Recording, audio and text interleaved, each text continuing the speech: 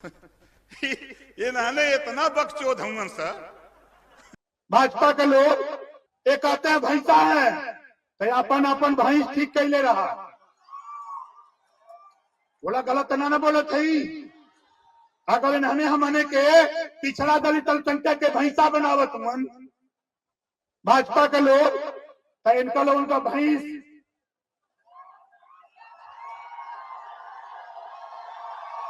बोला सही कहते ही गलत कहते ही। ये लोग सोचते हैं कि कोई ना बोली, देखा हम मार तो हिलबे करी, हम मार तो हिलबे करी, जब ले हुलल न जाई सत्ता तब तक न मिली जब तक हम हमें मिल के लड़ल न जाए। नमस्कार, मैं हूं कमलेश और आप देख रहे हैं आधुनिक भारत। साथियों, उत्तर प्रदेश ही नहीं बल्कि पूरे देश में चुनाव का बिगुल बज चुका है।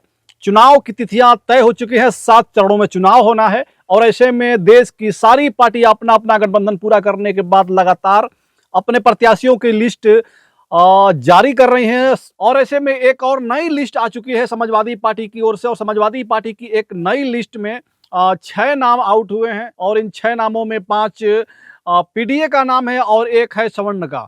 आपको बता दें कि समाजवादी पार्टी और अखिलेश यादव ने अपने लिस्ट में इस 6 नामों में आपको बता दें कि बहुत बड़े बड़े झटके देने के काम किए हैं, राजनीति को इधर से उधर करने का काम किया है। जिस प्रकार के जिन सीटों पे कयास लगाए जा रहे थे, लोगों का अनुमान था कि यहां से इस प्रत्याशी का नाम होना चाहिए, लेकिन ऐसा कुछ भी नहीं है। सबको सब चीजों को दरकिनार करते हुए आपको बता दें कि 6 नामों का लिस्ट जो है वो समाजवादी पार्टी ने जारी कर दिया है। और इसमें 6 नाम में पहला नाम आपको बता दें कि संभल लोकसभा से जो प्रत्याशी हैं उनका नाम है श्री जियाउर रहमान वर्क, और जो दूसरा नाम है वो बागपत के श्री बागपत लोकसभा से है, बागपत लोकसभा के श्री मनोज चौधरी को समाजवादी पार्टी ने अपना लोकसभा प्रत्याशी घोषित किया है। और तीसरा नाम जो है गौतम बुद्ध नगर से श्री राहुल अवाना का नाम घोषित किया है। पीलीभीत से श्री भगवत शरण गंगवार। पीलीभीत बहुत चर्चा में रहा है पिछले कुछ दिनों से। आपको बता दें कि जिस प्रकार से वरुण गांधी को लेकर के कयास लगाए जा रहे थे कि भारतीय जनता पार्टी इस बार वरुण गांधी को टिकट नहीं देगी, और ऐसे में अगर भारतीय जनता पार्टी वरुण गांधी को टिकट नहीं देती है तो समाजवादी पार्टी वरुण गांधी को अपने पार्टी से टिकट देकर के लड़ाने का काम करेगी। पिछले दिन रामगोपाल यादव से भी पूछा गया कि अगर भारतीय जनता पार्टी वरुण गांधी को टिकट नहीं देती है तो क्या आपकी पार्टी अपने पार्टी से लोकसभा लड़ाने का काम करेगी। तो रामगोपाल यादव ने कहा, साफ शब्दों में कहा कि अगर भारतीय जनता पार्टी वरुण गांधी को टिकट नहीं देती है तो हम इस पर विचार करने का काम करेंगे। लेकिन अभी तक भारतीय जनता पार्टी का लिस्ट आउट नहीं हुआ, उससे पहले ही चौंकाने वाला लिस्ट अखिलेश यादव ने घोषित कर दिया है, जिसमें वरुण गांधी का नाम कहीं नहीं दिखाई दिया। और पीलीभीत सीट से उन्होंने अपने पार्टी के सिंबल से भगवत शरण गंगवार को उतार दिया है और यहाँ पे वरुण गांधी के सारे दरवाजे बंद दिखाई दे रहे हैं कहीं ना कहीं। अब वरुण गांधी का जो कयास लगाया जा रहा था कि वरुण गांधी समाजवादी पार्टी से चुनाव लड़ेंगे, तो अब इन कयासों पे एक तरह से कहा जाए तो ताला लग गया है।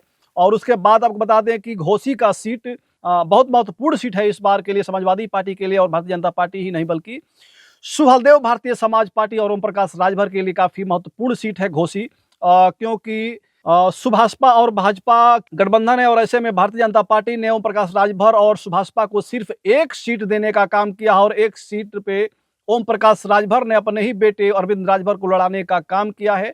घोसी लोकसभा से अरविंद राजभर चुनाव लड़ रहे हैं और समाजवादी पार्टी काफी विचार करने के बाद, काफी सोच विचार करने के बाद घोसी से अपने प्रत्याशी का नाम चयन कर लिया है। और वो नाम आपको बता दें कि घोसी के जो समाजवादी पार्टी के प्रत्याशी बनाए गए हैं उनका नाम है राजीव राय।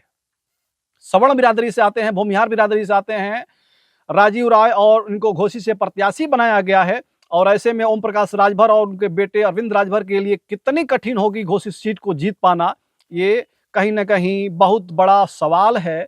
क्योंकि पिछले दिनों देखा गया था कि घोसी का उपचुनाव जब चल रहा था, घोसी विधानसभा का उपचुनाव जब चल रहा था, तो ऐसे में ओम प्रकाश राजभर और उनके बेटों का जिस प्रकार से बयानबाजी हुई थी और जिस प्रकार से दावे कर रहे थे ओम प्रकाश राजभर कि हम यहाँ पे भारी मतों से दारा सिंह चौहान को विजय हासिल कराएंगे, लेकिन उनकी जो सारी उम्मीदें थी उन सारी उम्मीदों पे पानी फिरा और भारी संख्या लगभग 40,000 से अधिक वोटों से दारा सिंह चौहान को सुधाकर सिंह ने हरा दिया। समाजवादी पार्टी से विधायक बने सुधाकर सिंह। और आपको बता दें कि उस घोसी विधानसभा उपचुनाव में जितने सवर्ण बिरादरी के लोग थे, जितने सवर्ण बिरादरी के मतदाता थे, जो भी भारतीय जनता पार्टी के मतदाता थे, सारा वोट जो है वो ओम प्रकाश राजभर के कहने पे या भारतीय जनता पार्टी के कहने पे दारा सिंह चौहान को नहीं मिला, बल्कि सारा जितने सवर्ण बिरादरी का लगभग वोट था, वो सारा वोट जो है सुधाकर सिंह को मिला, समाजवादी पार्टी को मिला। तो क्या एक बार फिर से घोसी लोकसभा के अंतर्गत आने वाले जितने सवर्ण बिरादरी के वोट्स हैं वो क्या समाजवादी पार्टी के नेता राजीव राय को मिलने जा रहे हैं या फिर ओम प्रकाश राजभर के बेटे अरविंद राजभर को मिलने जा रहे हैं? हमें जहां तक उम्मीद है कि इस बार भी सवर्ण बिरादरी के वोट जो हैं समाजवादी पार्टी को ही मिलेंगे, ना कि अरविंद राजभर और सुहलदेव भारतीय समाज पार्टी के मुखिया ओम प्रकाश राजभर को मिलेंगे।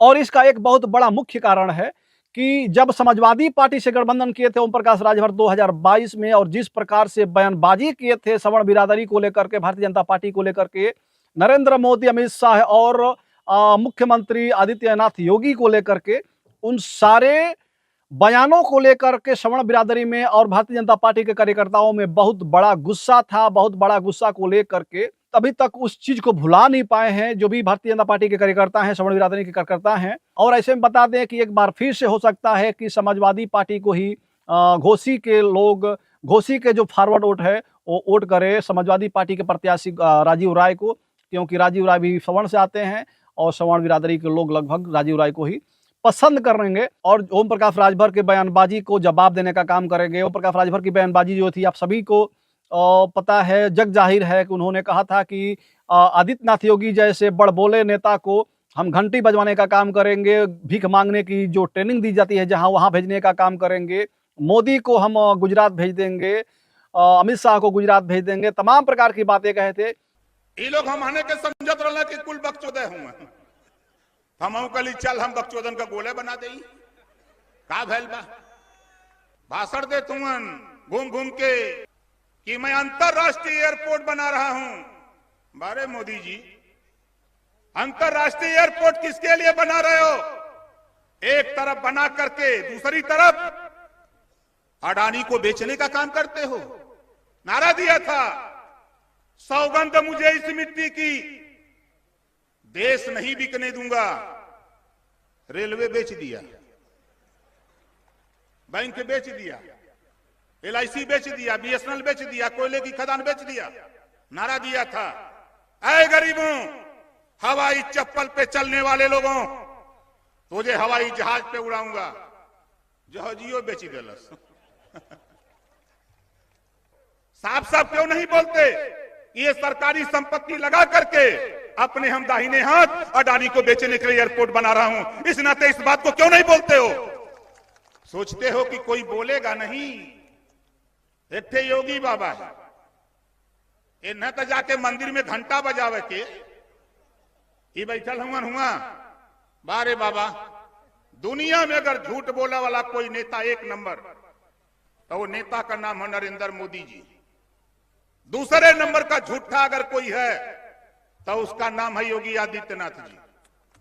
और ऐसे में आपको बता दें कि एक बहुत ही अलग टाइप का बयानबाजी किए थे ओम प्रकाश राजभर जिस दिन समाजवादी पार्टी और ओम प्रकाश राजभर की पार्टी सुभाषपा का गठबंधन का एक बहुत बड़ी महापंचायत बुलाई गई थी मऊ हल्दरपुर के मैदान में। 2022 चुनाव को जीतने का बहुत बड़ा ऐलान कर रहे थे कि इस बार 2022 में समाजवादी पार्टी और गठबंधन की सरकार बनने जा रही है, भारतीय जनता पार्टी को इस बार उखाड़ फेंकना है। तो आक्रोशित होकर कहा जाए या फिर उत्साहित होकर के कहा जाए, ओम प्रकाश राजभर ने एक बयान दिया था जिसे सुन करके अभी तक लोग कहीं ना कहीं उस बयान को भूल नहीं पाए हैं। जितने भाजपा के लोग हैं, जितने सवर्ण बिरादरी के लोग हैं, उन्होंने कहा था कि जितने भाजपा के लोग हैं वो हम बैकवर्ड समाज के लोगों को भैंसा बोलने का काम करते हैं। तो भैंसा अब तैयार हो गए हैं, सारे भैंसा तैयार हैं। भाजपा वाले लोग अपने अपनी भैंसिया को तैयार रखें। इनके योगी के नेता कहते हैं ये पिछड़े दलित समाज के लोग, वंचित समाज के लोग ये भैंसा है, कहते हैं ना, ये कहते हैं भैंसा है, तो अपन अपन भैंस ठीक कैले रहा। बोला गलत ना बोले थे, अगर इन्होंने हमने के पिछड़ा दलित अल्पसंख्यक के भैंसा बनावत मन भाजपा के लोग, तो इनका लोग उनका भैंस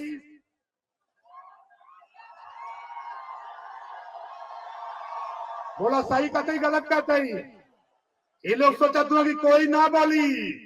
अरे ये महाराजा सुहेलदेव राजभर की औलाद, महाराजा सुहेलदेव जी का वंशज ओम प्रकाश राजभर सीना ठोक करके ललकारता हूँ, घबराओ नहीं। जो एक राजनेता होने के नाते इस प्रकार के बयानबाजी से बचना चाहिए, इस प्रकार के बयान नहीं देना चाहिए। ऐसे बयान को भी ओम प्रकाश राजभर ने देने का काम किया, और वो भी उस मंच से जिस मंच को पूरे हिंदुस्तान के एक एक लोग देख रहे थे। और ऐसे में ओम प्रकाश राजभर का जो बयान हुआ कि भाजपा के लोग अपने अपनी भैंसियों को तैयार रखें, तो कहीं ना कहीं ये बहुत बड़ा बयान था। और इस बयान को जब से घोसी के लोगों ने सुना, मऊ के लोगों ने सुना, पूरे देश और प्रदेश के लोगों ने सुना, तब से ओम प्रकाश राजभर के प्रति कहीं ना कहीं बगावत हुआ।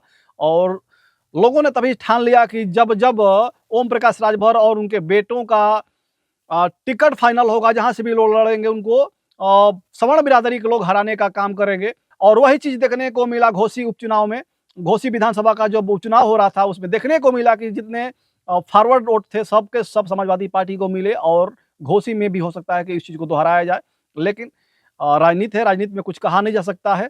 और इसके बाद हम बता दें जो छठा नाम है वो मिर्जापुर से आ रहा है। वही मिर्जापुर जहां से अनुप्रिया पटेल लगातार चुनाव लड़ती हैं और सांसद भी हैं, मंत्री भी हैं। और वहां से अखिलेश यादव ने और समाजवादी पार्टी ने राजेंद्र एस बिंद को प्रत्याशी बना करके एक चौंकाने वाला फैसला कर दिखाया है।